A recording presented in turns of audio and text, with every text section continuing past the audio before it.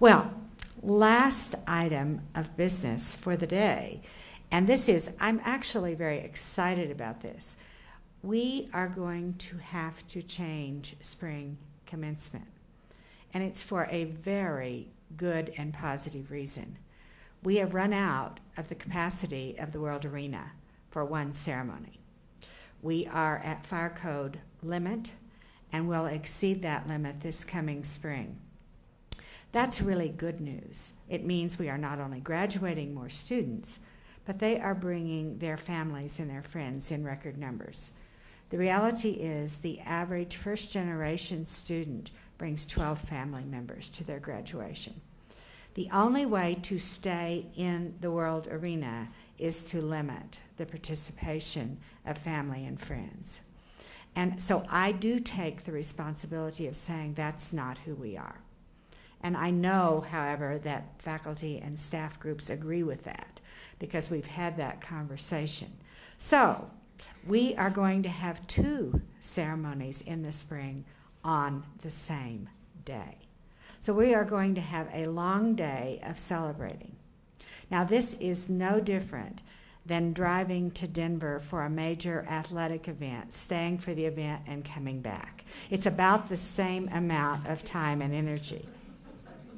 Now, what I want to do, and we have a handout for those of you who would be affected by this, because the reason we're saying this today is this takes some planning and commitment of time.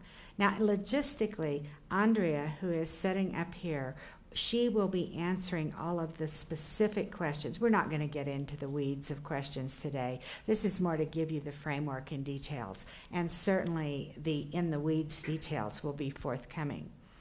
But we are going to have, and the commencement committee and all of the folks involved have worked hard on this, a ceremony at 11:30 a.m.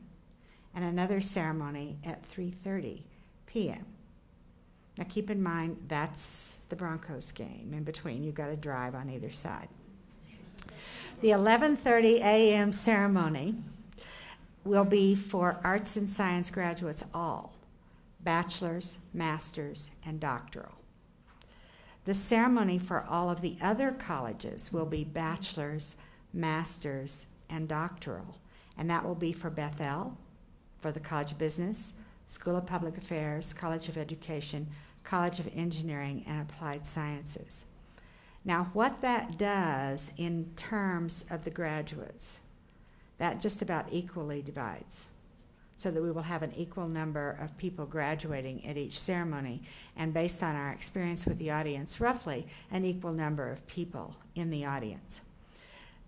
But one of the decisions was, because the other option, of course, was you have a graduate student graduation and an undergraduate student graduation. That was not the preferred choice when we really talked about who our students are and the need for those first-generation, low-income bachelor's degrees to see what is possible over the continuum. So the committee and the commencement committees include faculty, staff, and students.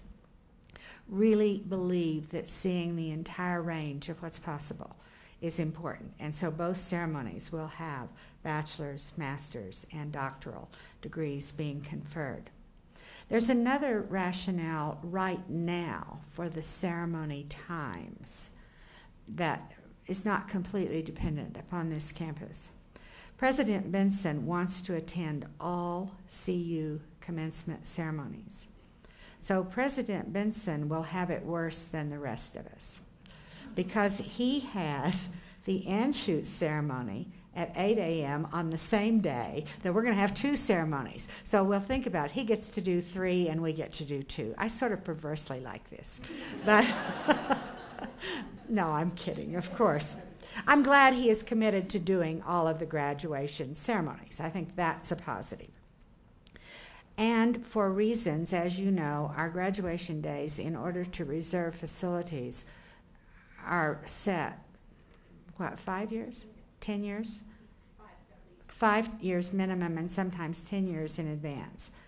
And that's hard to do. So the ceremony at Anschutz on May 24th, our ceremony will be on May 24th, is at 8. So to get the regents and the president, the regents will also be doing 3. Here, we will start then at 11:30 and at 3:30. In the future, we are going to try to tighten up that timing because we will simply reserve the World Arena for the entire day. Of course, the time between, you have to reset the arena as well as clear the parking lot and reset the entrance and check-in. That is a minimum of a 2-hour operation with everybody moving as rapidly as they possibly can.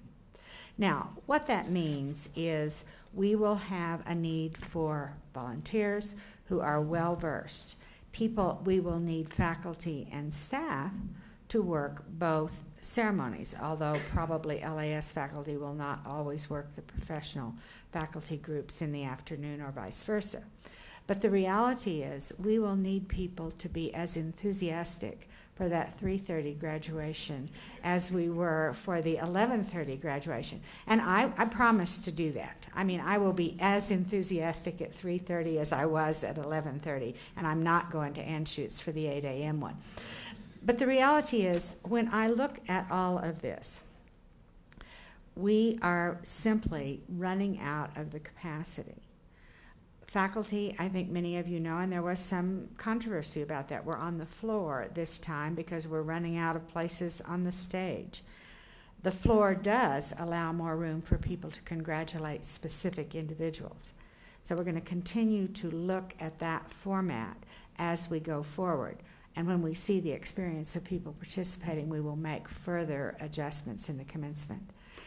While I think it's going to be a long day, and I think it's going to be a tiring day, it is a joyful day, because the fact that we can't even fit in the World Arena because we've got over 10,000 people coming is a testament to the work we do. So I think it's something that I find really invigorating and exciting and tiring. But we thought if you knew in advance, you can take a lot of vitamins up for the days in advance of that particular event, and we will get through it together. We'll have plenty of refreshments and fun and try to make this invigorating.